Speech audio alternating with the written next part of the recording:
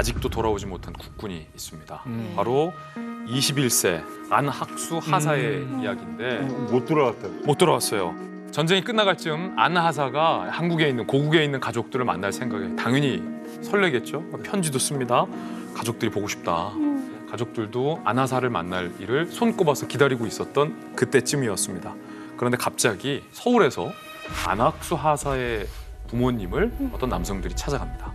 그리고서 청천벽력의 소식을 전해줍니다. 귀하의 아들 안학수 하사는 베트남전에 참전하던 중에 월북을 선택했습니다. 월북했다. 또 뭔가 느낌 안 좋다. 고국을 배신하고 북한을 택했다라는 청천벽력 같은 소리를 전해주는 겁니다. 당연히 가족들과 부모님은 믿을 수 없었죠.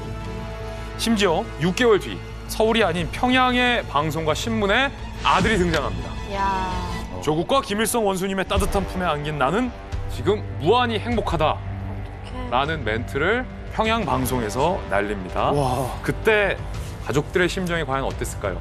저거 고지고대로 믿었을까요? 그래서 제가 안학수 하사의 친동생을 직접 만나고 돌아왔습니다.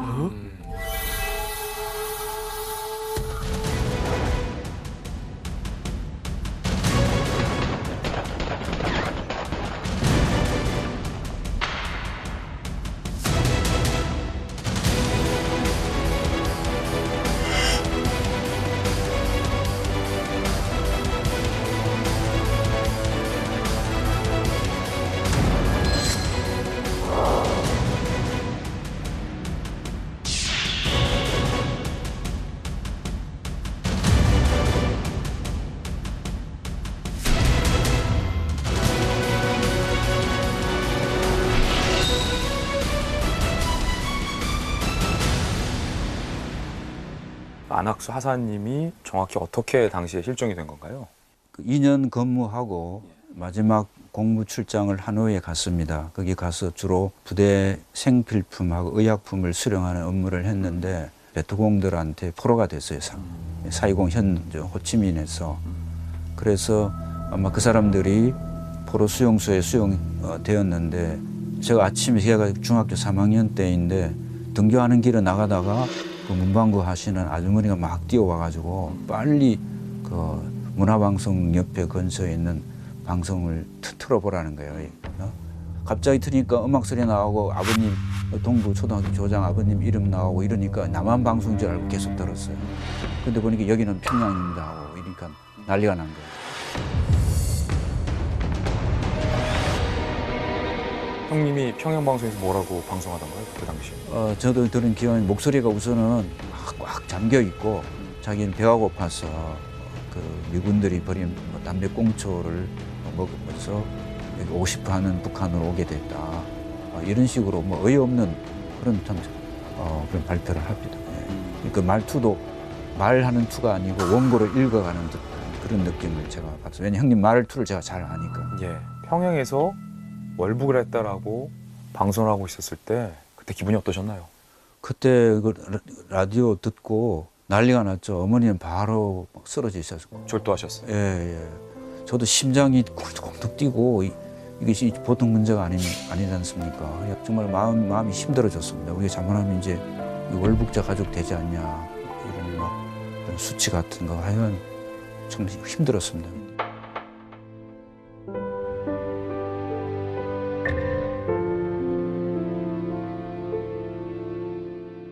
그 뒤로 형님에 대해서 추가 소식이 들려왔나요? 정보부에서? 없었어요. 그러다가 4월부터 업무가 중앙정부부에서 보안사로 바뀌었다면서 보안사 요원들이 찾아와서 우리 교장 간사로 뒤에 보니까 뒷주머니 권총 차고 와서 우리 좀 깜짝 놀랐습니다. 그랬더니 굉장히 그 분위기가 달라지는 거야.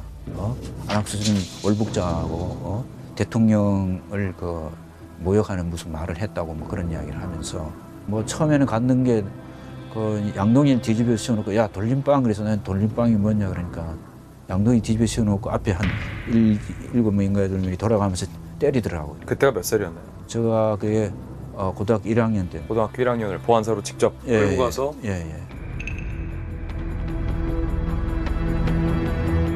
거기서 이제 제일 내가 힘든 것이 그 고춧가루하고 소금 탄 물에다가 머리를 막 지박고 그리고 권총을 가지고 2번이나 여기 뭐 이마 대놓고 바른 말 해라.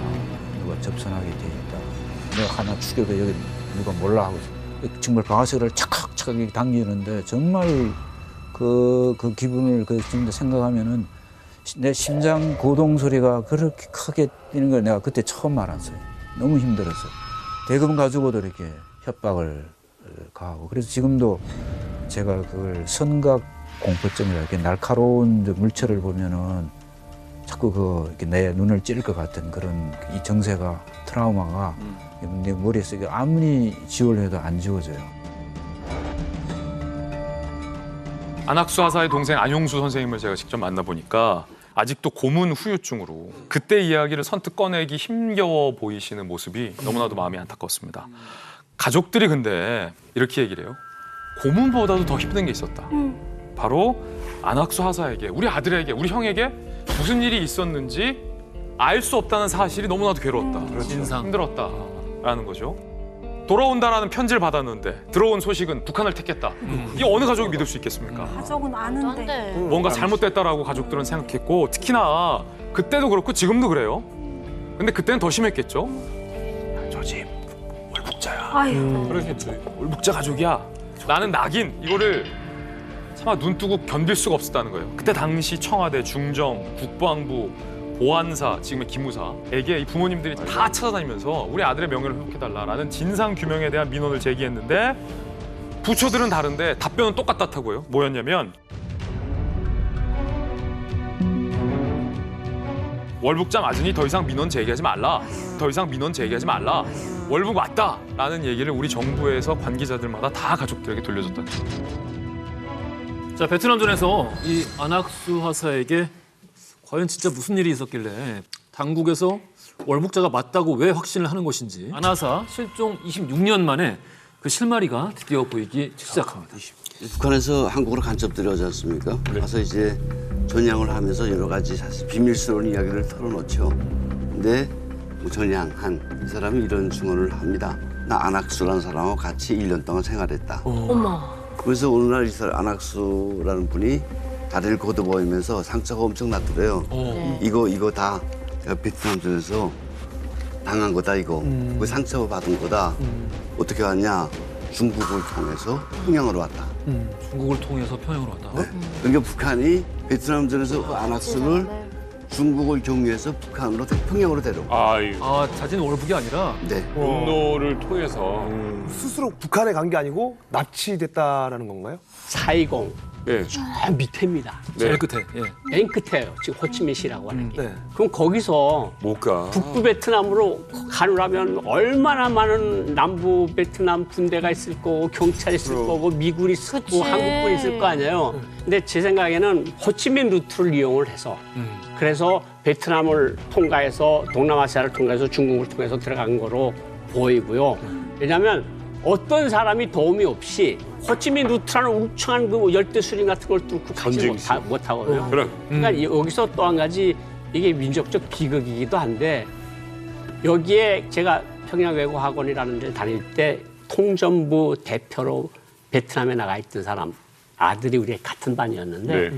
베트남에 거의 한 100명의 아나운서 심리전 요원들이 나갔어요.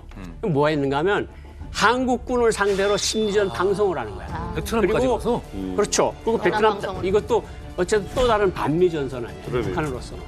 그런데 뭐 그런 말까지 좀 있었어요.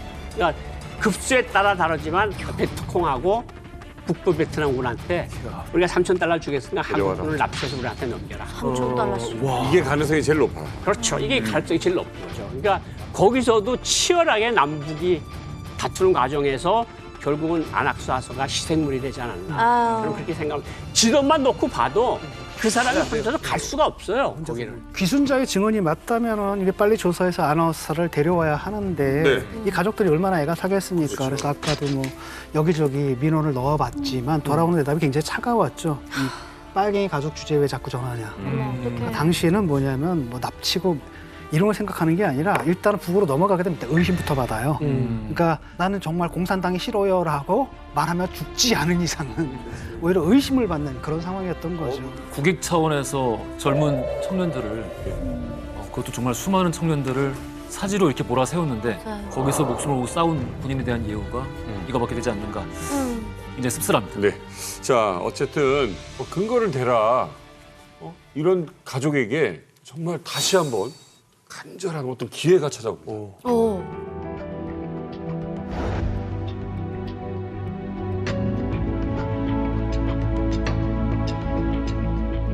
형님이 스스로 북한을 찾아갔다. 자진월북한 게 아니라 납북됐다라는 사실은 어떻게 밝혀진 건가요? 처음에 중앙정부부에서는 비밀이 활동하던 북한 군사 고문단들이 데려갔다고 그렇게 말을 했고, 여기 이제 황민수 씨라는 분이 그때 당시 자기가 그 북한군 장교 한 명 성이 피 씨라는 사람을 신문을 했답니다. 자기가 그 당시 들은 내용이 뭐냐면 형님을 $3,000 받고 북한군 장교들이 인수를 해서 중국을 거쳐서 북한에 보냈다. 또 2008년도에 어느 기자가 갑자기 나한테 전화가 와가지고 그 형님이 포로 입증되는 문서들이 있다고. 2008년이요? 예, 5월쯤 돼요. 이런 문서들인데 거기에 약 한 400쪽이 되는 문서들이었어요.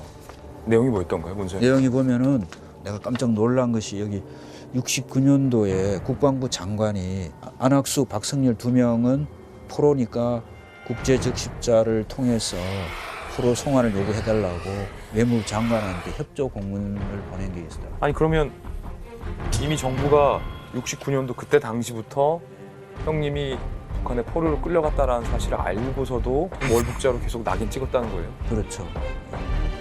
저는 처음에 이게 정말 꿈인가 생시가 내 머리가 갑자기 뇌신경이 이상하게 막 됩니다. 그래가지고 충격이 왔는지 집에 한동안 내가 누워 있었어요. 이게 정말인가 아닌가. 충격이 너무 커서. 예. 그래가 막 세상에 어떻게 이런 일이 있을 수 있나. 그래 한동안 막 숨쉬기도 힘들어가지고 제가 거기서 집에서 누워 있었어요.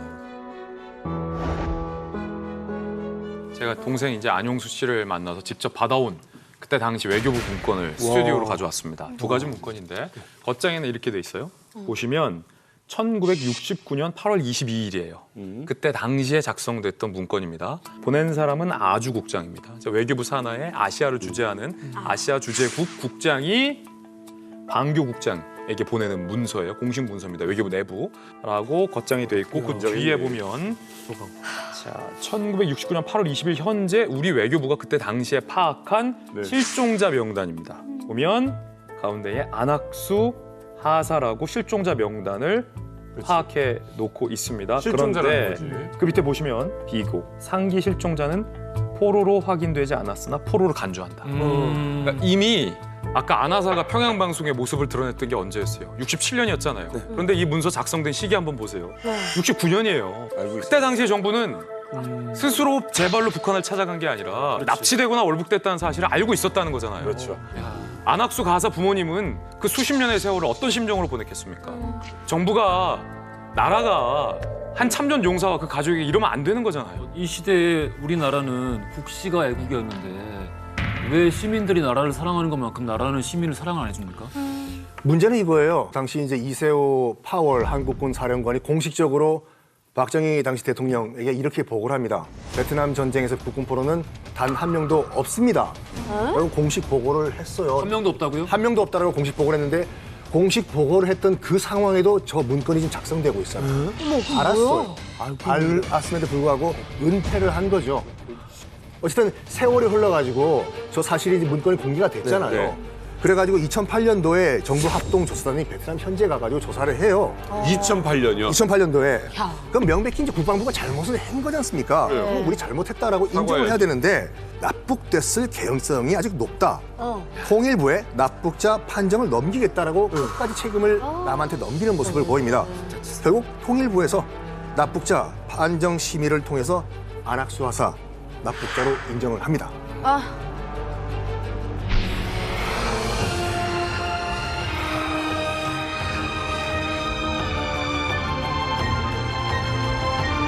(2009년 7월 21일) 가족의 노력 끝에 국방부는 월북자로 분류가 되었던 안학수 하사를 국군 포로로 비로소 인정했습니다. 40년이 넘어서 인정했습니다.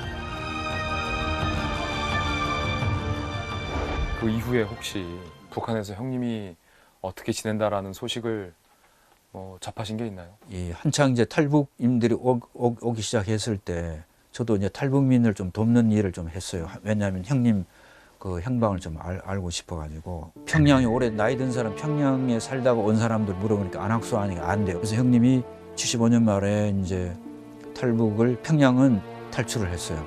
형님이 평양을 탈출했다고요? 예, 두만강 근처에 거기 와서 거기에서 체포가 됐어요. 체포되다가 다시 압송돼가지고 평양 근교의 사형장에서 처형이 됐는데 여기 보면은 여기 잘 자세히 나와 있어요.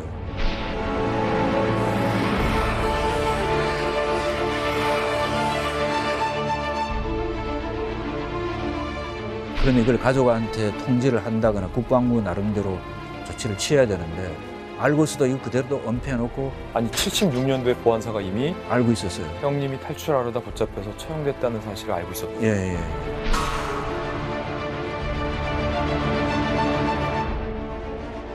형님이 평양을 탈출하려고 하다가 붙잡혀서 처형됐다는 소식을 들으셨을 때 심정이 어떠셨나요? 마음이 참 힘들었어요. 이걸 보고 내가 참 대한민국에서 이 사회적 약자로 산다는 게 사람이 죽어도 죽었다는 소식도 못 듣고 또 여기에 대해서 내가 뭘 할 수 있는 게 아무것도 없고 그럼 나는 어디로 가야 되는가?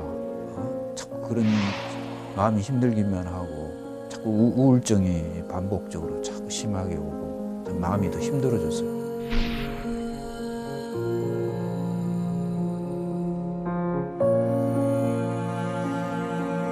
형님이 참 똑똑하고 우리 집에서 내 가정교사 같은 그런 존재였어요.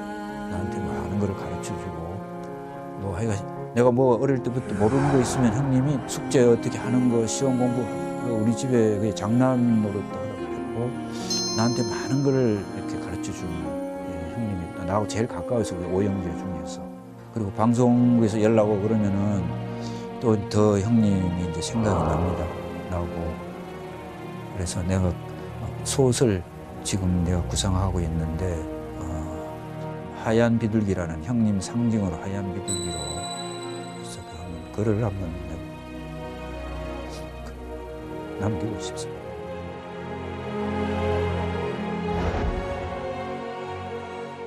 안학수 하사는 이제 평양에서 탈출을 해서 북중 국경 만주 지역으로 해서 탈출을 시도하려고 하다가 결국은 잡혔어요. 잡혀서 평양으로 다시 끌려가서 거기서 이제 간첩죄로 총살형에 처해졌죠. 이게 뭐냐? 이게 평양에서 탈출을 하자마자 평양 시내에 막 확성기로 간첩 안학수를 잡아라는 확성기까지 막 부을 정도로 혈안이 돼서 결국은 잡혔는데 이 모든 증언들 뭐 이런 사실들을 한국의 이제 그 기무사라는 곳에서 다 알고 있었음에도 불구하고 전혀 어떠한 조치도 취하지 않았다는 거에 참 충격적이고 안타깝죠. 참 그렇죠.